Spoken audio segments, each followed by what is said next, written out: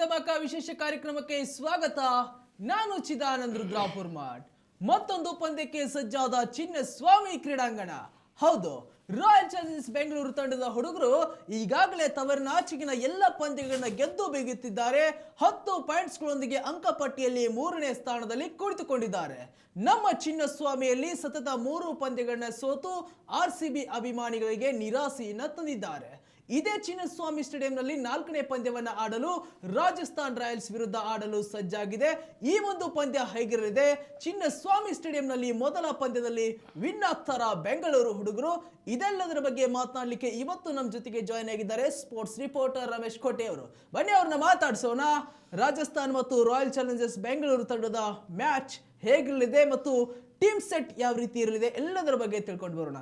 ರಮೇಶ್ ಅವರ ಕಾರ್ಯಕ್ರಮಕ್ಕೆ ಸ್ವಾಗತ. Thank you. ನಾವು ಮೊನ್ನೆ ಹೇಳಿದ್ವಿ ಮೊನ್ನೆಯ ಪಂದ್ಯದ ಬಗ್ಗೆ, ಪಂಜಾಬ್ ಕಿಂಗ್ಸ್ನ ಪಂದ್ಯದಲ್ಲಿ ಮುಖಾಮುಖಿಯಾಗಿದ್ವಿ. ಈಗ ರಾಜಸ್ಥಾನ್ ರಾಯಲ್ಸ್ ಮತ್ತು RCB ಪಂದ್ಯದ ನಡುವಿನ ಬಗ್ಗೆ ತಿಳಿಸ್ಕೊಡೋದಾದ್ರೆ, 4ನೇ ಮ್ಯಾಚ್ ಆಡ್ತಾ ಇದೆ ಚಿನ್ನಸ್ವಾಮಿ ಕ್ರೀಡಾಂಗಣದಲ್ಲಿ. 3 ಪಂದ್ಯಗಳನ್ನ ಸೋತಿದೆ. 4ನೇ ಮ್ಯಾಚದಲ್ಲಾದರೂ ಗೆಲ್ಲುತ್ತಾ RCB ಅಂತ? 100% ಗೆಲ್ಲುತ್ತೆ ಈ ಸಲ. ಸೊ ಯಾಕಂದ್ರೆ ಲಾಸ್ಟ್ 3 ಮ್ಯಾಚ್ ಸೋತಿದ್ದಾರೆ. ಸೊ ಲಾಸ್ಟ್ 3 ಮ್ಯಾಚಲ್ಲೂ ಮೇಯ್ನ್ ಆಗಿ ನಮ್ಗೆ ಟಾಸ್ಕ್ ಇದ್ದಿರಲಿಲ್ಲ. ಲಾಸ್ಟ್ ಮ್ಯಾಚಲ್ಲಿ ಅದೊಂದು ಹಿನ್ನಡೆ ಆಯಿತು RCBಗೆ. ಸೊ ಈ ಪಂದ್ಯದಲ್ಲಿ RCB ಒಂದು ಒಳ್ಳೆ ಕಾನ್ಫಿಡೆಂಟಲ್ಲಿ ಕಾಣ್ತಾ ಇದ್ದಾರೆ. ಮೊನ್ನೆ ಪಂಜಾಬ್ ಕಿಂಗ್ಸ್ ವಿರುದ್ಧ ಒಂದು ಒಳ್ಳೆ ಗೆಲುವು ಪಡ್ಕೊಂಡಿದ್ದಾರೆ. ಸೊ ಅದರಲ್ಲೂ ಅವೇ ಮ್ಯಾಚಸಲ್ಲಿ ತುಂಬ ಚೆನ್ನಾಗಿ ಆಡ್ತಾ ಇದ್ದಾರೆ. ಹೋಮ್ ಗ್ರೌಂಡಲ್ಲಿ ಆಲ್ರೆಡಿ 3 ಮ್ಯಾಚ್ ಸೋತಿದ್ದಾರೆ. ಈಗ 4ನೇ ಮ್ಯಾಚ್ 100% ಎಲ್ಲೋ ಒಂದು ಕಡೆ RCB ಲಕ್ ಬಂದೇ ಬರ್ಬೋದು ಅಂತ ನನಗನ್ನಿಸ್ತಾ ಇದೆ. ಸೊ ಗೆಲ್ಲೇಬೇಕು, ಯಾಕಂತಂದರೆ RCBಗೆ ಉಳಿದಿರ್ತಕ್ಕಂಥ ಮ್ಯಾಚ್ಗಳಲ್ಲಿ ಜಾಸ್ತಿ ಮ್ಯಾಚಸ್ ಇರೋದು ಹೋಮ್ ಗ್ರೌಂಡಲ್ಲೇ. ಸೊ ಹಾಗಾಗಿ RCB ತಂಡ ಹೋಮ್ ಗ್ರೌಂಡಲ್ಲಿ ಗೆಲ್ಲೇಬೇಕಾಗುತ್ತೆ. ಗೆದ್ದು ಒಂದು ಕಂಬ್ಯಾಕ್ ಮಾಡಬೇಕು ಆ ಮ್ಯಾಚು. ಸೊ ಅದರಲ್ಲೂ ವಿಶೇಷವಾಗಿ ನಾವು 2 ತಂಡಗಳನ್ನ ಕಂಪೇರ್ ಮಾಡಿದಾಗ, ರಾಜಸ್ಥಾನ್ ರಾಯಲ್ಸ್ ಮತ್ತು ರಾಯಲ್ ಚಾಲೆಂಜರ್ಸ್ ಬೆಂಗಳೂರು 2 ತಂಡಗಳನ್ನು ಕಂಪೇರ್ ಮಾಡಿದಾಗ RCB ತಂಡ ಚೆನ್ನಾಗಿದೆ. ಬ್ಯಾಟಿಂಗು ಮತ್ತು ಬೌಲಿಂಗ್ 2 ಡಿಪಾರ್ಟ್ಮೆಂಟಲ್ಲೂ ಕೂಡ ತುಂಬ ಚೆನ್ನಾಗಿದ್ದಾರೆ. ಒಳ್ಳೊಳ್ಳೆ ಸ್ಟಾರ್ ಪ್ಲೇಯರ್ಸ್ ಇದ್ದಾರೆ. ಸೊ ಆದರೆ ರಾಜಸ್ಥಾನ್ ರಾಯಲ್ಸಲ್ಲಿ ಒಂದು ಹಿನ್ನಡೆ ಒಂದಾಗಿದೆ. ಏನಂತಂದರೆ ನಾಯಕ ಸಂಜು ಸ್ಯಾಮ್ಸನ್ ಅವರು ಗಾಯದಿಂದ ಅವರು ಬೆಂಗಳೂರು ಬಂದಿಲ್ಲ ಅನ್ನೋ ಒಂದು ರಿಪೋರ್ಟ್ ನಾನು ನೋಡಿದೆ. ಸೊ ಅವ್ರು ಆಡ್ತಾ ಇಲ್ಲ. ಸೊ ಇಲ್ಲಿ ಎಲ್ಲನೂ ಯಂಗ್ ಪ್ಲೇಯರ್ಸ್ ಇರೋದು. ಇಲ್ಲಿ ಬ್ಯಾಟಿಂಗ್ ಡಿಪಾರ್ಟ್ಮೆಂಟಲ್ಲಿ ನೋಡಿದಾಗ, ಬೌಲಿಂಗ್ ವಿಭಾಗದಲ್ಲೂ ನೋಡಿದಾಗ ಅಷ್ಟೊಂದು ಅನುಭವ ಏನಿಲ್ಲ. ಜೋಫ್ರಾ ಆರ್ಚರ್ ಅವರು ಬಿಟ್ಟರೆ ಅಷ್ಟೊಂದು ಇಂಟರ್ನ್ಯಾಷನಲ್ ಸ್ಟಾರ್ ಪ್ಲೇಯರ್ ಯಾರು ನಮ್ಮ ರಾಜಸ್ಥಾನ್ ರಾಯಲ್ಸ್ ಬೌಲಿಂಗ್ ವಿಭಾಗದಲ್ಲೂ ಕಾಣ್ತಾ ಇಲ್ಲ. ಖಂಡಿತವಾಗ್ಲೂ ಈ ಸಲ ಬೆಂಗಳೂರು ಚಿನ್ನಸ್ವಾಮಿ ಸ್ಟೇಡಿಯಮಲ್ಲಿ RCB ಗೆದ್ದು ಕೇಕೆ ಹಾಕುತ್ತೆ ಅಂತ ನನ್ನ ಅಭಿಪ್ರಾಯ. ಓಕೆ, ನೆಕ್ಸ್ಟ್ RCB ಟೀಮಲ್ಲಿ ಏನಾದರೂ ಚೇಂಜಸ್ ಆಗುವಂಥ ಸಾಧ್ಯತೆ ಇದೆಯಾ, ಅಥವಾ ಲಾಸ್ಟ್ ಮ್ಯಾಚಲ್ಲೇ ಇರುವಂತಹ ಪ್ಲೇಯರ್ಸ್ಗಳು ಈ ಮ್ಯಾಚಲ್ಲೂ ಕಣಕ್ಕಿಳಿತಾರಾ ಅಂತ? ಸೇಮ್ ಇದರಲ್ಲೇನು ಚೇಂಜಸ್ ಏನಿಲ್ಲ. ಸೊ ನಾವು ಲಾಸ್ಟ್ ಮ್ಯಾಚಲ್ಲಿ ಏನು ಪ್ಲೇಯಿಂಗ್ 11 ಆಡಿದ್ರು ಅದು ಕರೆಕ್ಟಾಗಿದೆ. ಪ್ಲೇಯಿಂಗ್ 11 ಲಿಯಮ್ ಲಿವಿಂಗ್ಸ್ಟನ್ ಅವರು ಪ್ಲೇಸ್ಗೆ ರೊಮಾರಿ ಶೆಪರ್ಡ್ ಅವರು ಅಂತ ಅಂದಿರೋದು ಒಳ್ಳೆ ನಿರ್ಧಾರ ಅದು. ಯಾಕಂತಂದರೆ 7 ಮ್ಯಾಚಸಲ್ಲಿ ಏನು ಲಿಯಮ್ ಲಿವಿಂಗ್ಸ್ಟನ್ ಏನು ಆಡೇ ಇಲ್ಲ. ಒಂದು ಒಳ್ಳೆ ಅವಕಾಶ ಕೊಟ್ಟಿದ್ರು 7 ಮ್ಯಾಚಲ್ಲಿ. ಅದರಲ್ಲಿ ಹೊಡೆದಿದ್ದು ಒಂದೇ ಒಂದು ಹಾಫ್ ಸೆಂಚುರಿ ಅಷ್ಟೇ, ಅದು ಬೆಂಗಳೂರಲ್ಲಿ ಹೊಡೆದಿದ್ದು. ಬಟ್ ರೊಮಾರಿ ಶೆಪರ್ಡ್ ಅವರು ಒಳ್ಳೆ ಪ್ಲೇಯರೇ. ನೀವು ನೋಡ್ಬೋದು ಲಾಸ್ಟ್ ಮ್ಯಾಚಲ್ಲಿ ಪಂಜಾಬ್ ಕಿಂಗ್ಸ್ ಇರೋದು ಒಂದು ಒಳ್ಳೆ ಕ್ರೂಷಿಯಲ್ ವಿಕೆಟ್ ತೊಗೊಂಡ್ರು. ಶ್ರೇಯಸ್ ಅಯ್ಯರ್ ಅವ್ರದ್ದು ಒಳ್ಳೆ ಇನ್ಫಾರ್ಮ್ ಬ್ಯಾಟರ್ನ ಔಟ್ ಮಾಡಿದ್ರು ಅವರು. ಸೊ ಬ್ಯಾಟಿಂಗಲ್ಲಿ ಅವ್ರಿಗೆ ಅವಕಾಶ ಸಿಗಲಿಲ್ಲ. ಬಟ್ ಬೆಂಗಳೂರಿಗೆ ಅವರ ಒಂದು ಬ್ಯಾಟಿಂಗ್ ಸ್ಟ್ರೆಂತ್ಗೆ ಒಂದು 7 ಮಾಡಿಸಿರ್ತಕ್ಕಂಥ ಗ್ರೌಂಡು ಬೆಂಗಳೂರದು. ಸೊ ಅವ್ರಿಗೆ ಒಳ್ಳೆ ಅವಕಾಶ ನೋಡಬೇಕು ಯಾವ ರೀತಿ ಆಡ್ತಾರೆ ಬೆಂಗಳೂರಲ್ಲಿ ಅಂತ. ಬಟ್ ಆಲ್ಮೋಸ್ಟ್ ಬ್ಯಾಟಿಂಗ್ ಪಿಚ್ಚೇ ಬೆಂಗಳೂರದು ಆಲ್ಮೋಸ್ಟ್ ನಾವು ಹೇಳ್ಬೇಕಂದ್ರೆ. ಅದೇ ನೋಡಬೇಕು ಯಾವ ರೀತಿ ಆಡ್ತಾರಂತ. ಅಂದರೆ ಇನ್ನು ಬೌಲಿಂಗ್ ವಿಭಾಗದಲ್ಲಿ ನೋಡಿದಾಗೂ ಚೆನ್ನಾಗಿ ಮಾಡ್ತಾ ಇದ್ದಾರೆ. ಲಾಸ್ಟ್ ಟೈಮ್ ನಾವು ಡಿಸ್ಕಸ್ ಮಾಡಿದ್ವಿ ಕೃಣಾಲ್ ಪಾಂಡೆ ಅವ್ರ ಪ್ಲೇಸ್ಗೆ ಸ್ವಪ್ನಿಲ್ ಸಿಂಗ್ ಅವ್ರ ತಂದೆ ಚೆನ್ನಾಗಿರುತ್ತೆ ಅಂತ. ಬಟ್ ಅವರು ನಮಗೆ ತಿರುಗೇಟ್ ಕೊಟ್ರಲ್ಲ ಲಾಸ್ಟ್ ಮ್ಯಾಚಲ್ಲೇ. ಒಳ್ಳೆ 2 ವಿಕೆಟ್ 3 ವಿಕೆಟ್ ತೊಗೊಂಡ್ರು. ಒಳ್ಳೆ ಚೆನ್ನಾಗಿ ಬೌಲ್ ಮಾಡಿದರು ಕೃಣಾಲ್ ಪಾಂಡೆ ಅವರು ಕೂಡ. ಬಟ್ ನಮಗೆ ಕೃಣಾಲ್ ಪಾಂಡೆದ ನಿರೀಕ್ಷೆ ಏನಪ್ಪ ಅಂತಂದರೆ ಬ್ಯಾಟಿಂಗಲ್ಲಿ ಅವ್ರದ್ದು ಬರ್ತಾ ಇಲ್ಲ. ಇನ್ನು ಬೌಲಿಂಗ್ ಓಕೆ ಚೆನ್ನಾಗಿ ಬಂದಿದೆ ಕೆಲವೊಂದು ಮ್ಯಾಚ್ಗಳೆಲ್ಲ, ಮ್ಯಾಚ್ ವಿನ್ನಿಂಗ್ ಪರ್ಫಾರ್ಮೆನ್ಸ್ ಹೌದು ಮಾಡ್ತಾ ಇದ್ದಾರೆ. ಬಟ್ ಬ್ಯಾಟಿಂಗಲ್ಲಿ ನಾವು ಎಕ್ಸ್ಪೆಕ್ಟ್ ಮಾಡಿದ್ದು ಪರ್ಫಾರ್ಮೆನ್ಸ್ ಅವ್ರ ಕಡೆಯಿಂದ ಬಂದಿಲ್ಲ. ಅದೊಂದು ಬರಬೇಕು ಈ ಮ್ಯಾಚಲ್ಲಿ. ಖಂಡಿತವಾಗ್ಲೂ ಬೆಂಗಳೂರಲ್ಲಿ ನೆಕ್ಸ್ಟ್ ಮ್ಯಾಚಲ್ಲಿ ಬ್ಯಾಟಿಂಗ್ ನನಗನ್ನಿಸ್ದಂಗೆ ಅವಕಾಶ ಸಿಕ್ಕರೆ ಖಂಡಿತವಾಗ್ಲೂ ನೆಕ್ಸ್ಟ್ ಮ್ಯಾಚ್ ಕೃಣಾಲ್ ಪಾಂಡೆ ಅವರು ಹೊಡಿಬೋದು. ಅದನ್ನೇ ಟೀಮ್ ಮ್ಯಾನೇಜ್ಮೆಂಟ್ ಕೂಡ ಅವ್ರಿಗೆ ಹೇಳಿರ್ತಾರೆ ಅಂತ ನನಗನ್ಸುತ್ತೆ. ಆ್ಯಕ್ಚುಲಿ RCB ಬೌಲಿಂಗ್ ಬಗ್ಗೆ ಪ್ರತಿ ವರ್ಷ ಒಂದು ಕಮೆಂಟ್ ಇದ್ದೇ ಇರ್ತಿತ್ತು, RCB ಬೌಲಿಂಗ್ ಸ್ಟ್ರಾಂಗ್ ಆಗಬೇಕು, RCB ಬೌಲಿಂಗ್ ಸ್ಟ್ರಾಂಗ್ ಆಗಬೇಕು ಅಂತ ಹೇಳಿ. ಈ ವರ್ಷವೂ ಕೂಡ RCB ಬೌಲಿಂಗ್ ಆ ರೀತಿಯಾಗಿ ಹೇಳ್ಕೊಳ್ಳೋ ಮಟ್ಟದಲ್ಲಿ ಇರಲಿಲ್ಲ. ಆದರೆ ಒಂದು ಸ್ಟ್ರೆಂತ್ ಇರುವಂತಹ ಬೌಲಿಂಗ್ ಲೈನಪ್ RCBದು ಕೂಡ ಇದೆ. ಮತ್ತು ಕಳೆದ ಎಲ್ಲ ಪಂದ್ಯಗಳಲ್ಲೂ ನಾವು ನೋಡಿದರೆ ಬೌಲರ್ಸ್ಗಳು ತಮ್ಮ ಜವಾಬ್ದಾರಿಯನ್ನು ಅಚ್ಚುಕಟ್ಟಾಗಿ ನಿಭಾಯಿಸಿದ್ದಾರೆ. ಮೊನ್ನೆ ನೀವು ಪಂಜಾಬ್ ಕಿಂಗ್ಸ್ ನೋಡಿ 157 ರನ್ ಕಟ್ಟಿ ಹಾಕಿದ್ರು. ಮತ್ತು ಸುಮಾರು ಹಿಂದಿನ ಪಂದ್ಯಗಳಲ್ಲೂ ಕೂಡ ತಮ್ಮ ಬೌಲಿಂಗ್ ಏನ್ ಮಾಡ್ಬೇಕು ಅದನ್ನ ಮಾಡಿದ್ದಾರೆ. RCB ಬೌಲಿಂಗ್ ತುಂಬಾ ಚೇಂಜಸ್ ಆಗಿದೆ ಅನ್ಸುತ್ತಾ? ಅಥವಾ ಈ ಸೀಸನ್ ಹೌದೌದು, ಈ ಸೀಸನ್ ಅಲ್ಲಿ RCB ಬೌಲಿಂಗ್ ವಿಭಾಗನೇ ತುಂಬಾ ಚೇಂಜಸ್ ಕಾಣ್ತಾ ಇದೆ. ಇಲ್ಲಿ ಎಲ್ಲ ಪ್ಯಾಕೇಜ್ ನಮಗಿದೆ. ಇಲ್ಲಿ ಸ್ಪಿನ್ನರ್ಸ್ ಇದ್ದಾರೆ, ಫಾಸ್ಟ್ ಬೌಲರ್ಸ್ ಇದ್ದಾರೆ, ಹೊಸ ಬೌಲಲ್ಲಿ ಯಾರು ಬೌಲ್ ಮಾಡ್ಬೇಕಂತ ಅವರು ಇದ್ದಾರೆ, ಮಿಡ್ಲ್ ಓವರಲ್ಲಿ ಯಾರು ಬೌಲ್ ಮಾಡಬೇಕು ಅವರು ಕೂಡ ಇದ್ದಾರೆ, ಮತ್ತು ಡೆತ್ ಓವರಲ್ಲಿ ಬೌಲ್ ಮಾಡೋರು ಕಡೆ. ನಾವು ಫಾಸ್ಟ್ ಬೌಲಿಂಗ್ ನೋಡಿದಾಗ ನಮಗೆ ಜಾಸ್ತಿ ಭುವನೇಶ್ವರ್ ಕುಮಾರ್ ಇದ್ದಾರೆ ಹೊಸ ಚೆಂಡಲ್ಲಿ ಬೌಲ್ ಮಾಡಲಿಕ್ಕೆ, ಯಶ್ ದಯಾಳ್ ಅವರು ಇದ್ದಾರೆ. ಮಿಡ್ಲ್ ಓವರ್ಸಲ್ಲಿ ಜಾಸ್ ಹ್ಯಾಸಲ್ವುಡ್ ಇದ್ದಾರೆ. ಜೊತೆಗೆ ಅವರು ಡೆಪ್ತಲ್ಲಿ ಕೂಡ ಬೌಲ್ ಮಾಡ್ತಾರೆ, ಚೆನ್ನಾಗಿ ಮಾಡ್ತಾರೆ. ಲಾಸ್ಟ್ 2 ಮ್ಯಾಚಲ್ಲಿ ಜಾಸ್ ಹ್ಯಾಸಲ್ವುಡ್ ಸಖತ್ತಾಗಿ ಬೌಲ್ ಮಾಡಿದರು. ವಿಶೇಷವಾಗಿ ಬೆಂಗಳೂರಲ್ಲಿ ಪಂಜಾಬ್ ಕಿಂಗ್ಸ್ ವಿರುದ್ಧ ಸಖತ್ತಾಗಿ ಬೌಲ್ ಮಾಡಿದರು. ಒಳ್ಳೆ ಕಂಟ್ರೋಲ್ ಮಾಡ್ತಾಯಿದ್ರು ಬೌಲಿಂಗ್, ಒಳ್ಳೊಳ್ಳೆ ಲೈಲನ್ ಲೆಂತ್ ಆಗ್ತಾಯಿದ್ರು. ಪಂಜಾಬ್ ಕಿಂಗ್ಸ್ ಬ್ಯಾಟ್ಸ್ಮನ್ ಹೊಡಿಲಿಕ್ಕೇ ಸಾಕಷ್ಟು ಕಷ್ಟ ಬೀಳ್ತಾಯಿದ್ರು ಜಾಸ್ ಹ್ಯಾಸಲ್ವುಡ್ಗೆ. ಸೊ ಒಂದು ಒಳ್ಳೆ ಪ್ಯಾಕೇಜ್ ಅವರು. ಜಾಸ್ ಹ್ಯಾಸಲ್ವುಡ್ ತುಂಬ ಚೆನ್ನಾಗಿ ಬೌಲ್ ಮಾಡ್ತಾರೆ. ಜೊತೆಗೆ ಸ್ಪಿನ್ನರ್ಸು ಅಷ್ಟೇ. ಸುಯೇಶ್ ಶರ್ಮಾ ಅವ್ರು ನೋಡ್ಬೋದು, ನಾನು ಲಾಸ್ಟ್ ಮ್ಯಾಚ್ ತುಂಬ ಚೆನ್ನಾಗಿ ಬೌಲ್ ಮಾಡಿದರು.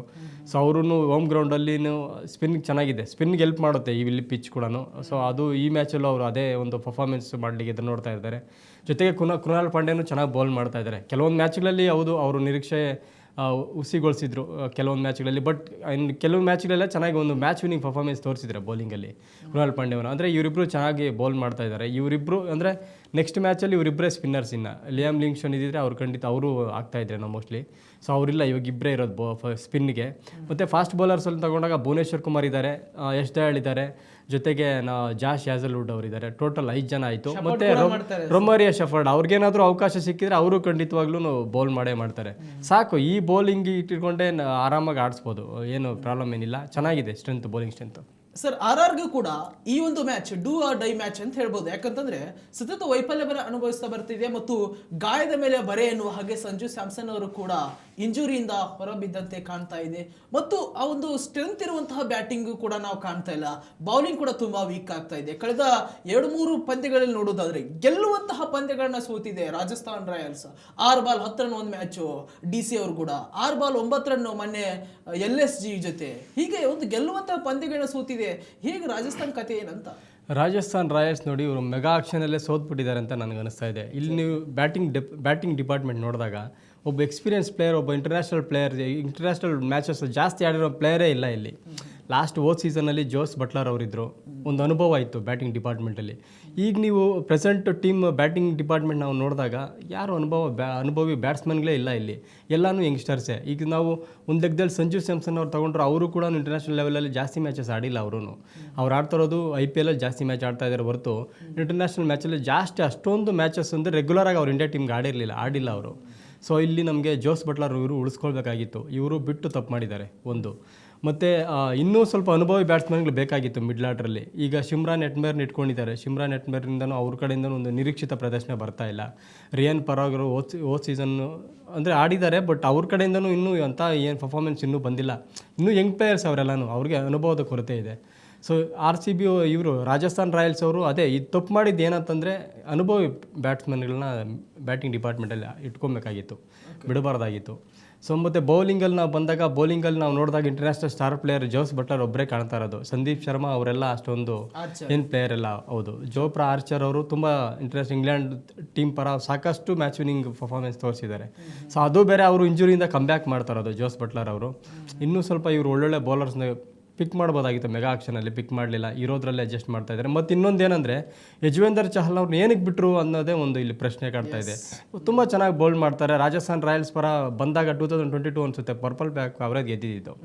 ಸೊ ಅಂಥ ಒಬ್ಬ ಮ್ಯಾಚ್ ವಿನ್ನರ್ ಬೌಲರ್ನ ಅವ್ರು ಏನಕ್ಕೆ ಬಿಟ್ಟರು ಅನ್ನೋದು ಇವಾಗಲೂ ನಮಗೆ ಅರ್ಥ ಆಗ್ತಾ ಇಲ್ಲ. ನೀವು ನೋಡ್ಬೋದು ಲಾಸ್ಟು ಪಂಜಾಬ್ ಕಿಂಗ್ಸ್ ಥರ ಯಾವ ಥರ ಬೌಲಿಂಗ್ ಮಾಡಿದರು ಮೊನ್ನೆ ಅಂತ, ಸಖತ್ತಾಗಿ ಬೌಲ್ ಮಾಡಿದರು. ಚಹಲ್ ಅವರು ಒಳ್ಳೆ ಕಮ್ಬ್ಯಾಕ್ ಮಾಡಿದರು.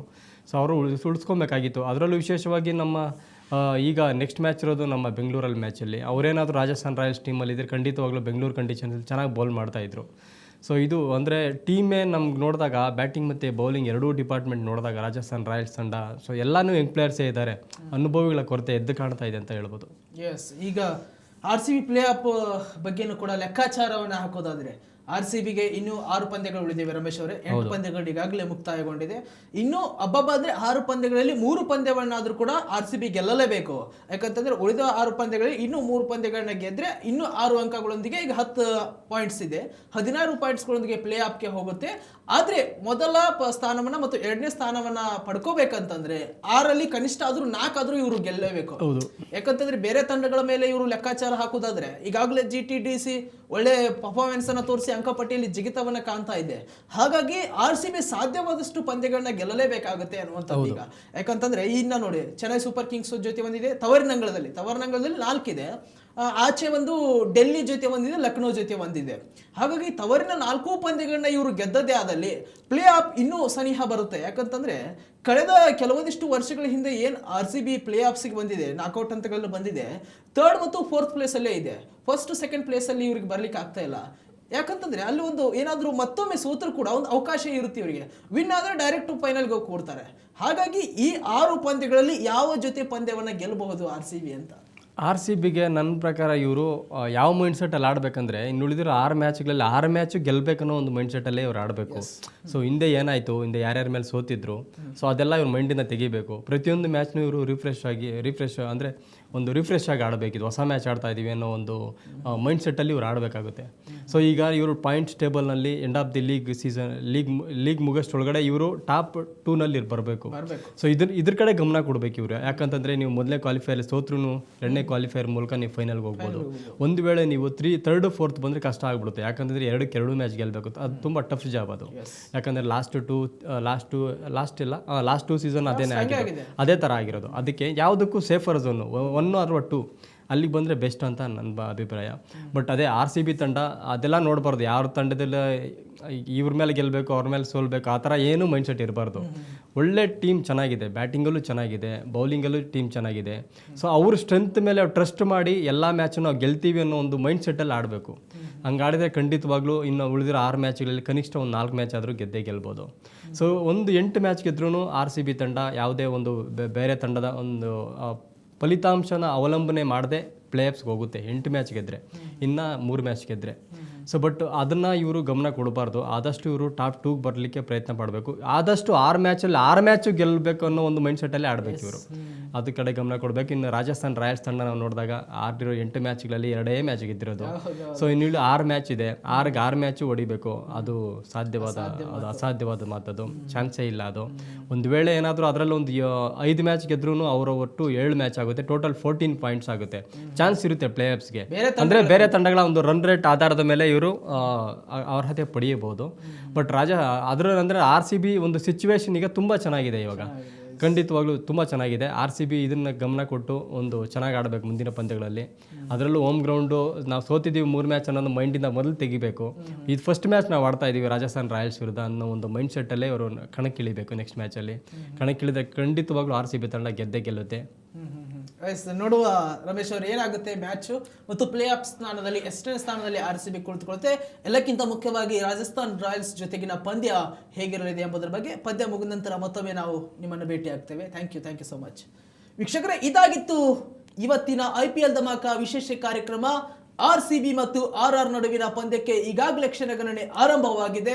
ತವರಿನ ಅಂಗಳದಲ್ಲಿ ಒಂದೇ ಒಂದು ಪಂದ್ಯವನ್ನ ಗೆದ್ದಿಲ್ಲ RCB. ಹಾಗಾಗಿ RR ಜೊತೆ ಗೆದ್ದು RCB ಅಭಿಮಾನಿಗಳಿಗೆ ಒಂದು ಖುಷಿಯ ವಿಚಾರವನ್ನ ನೀಡಲು ಬೆಂಗಳೂರು ಬಾಯ್ಸ್ ಕಾತುರದಿಂದ ಕಾಯ್ತಾ ಇದ್ದಾರೆ. ಹಾಗಾಗಿ ಪಂದ್ಯ ಮುಗಿದ ನಂತರ ಮತ್ತೊಮ್ಮೆ ನಿಮ್ಮ ಜೊತೆಗೆ ಬರ್ತೇವೆ.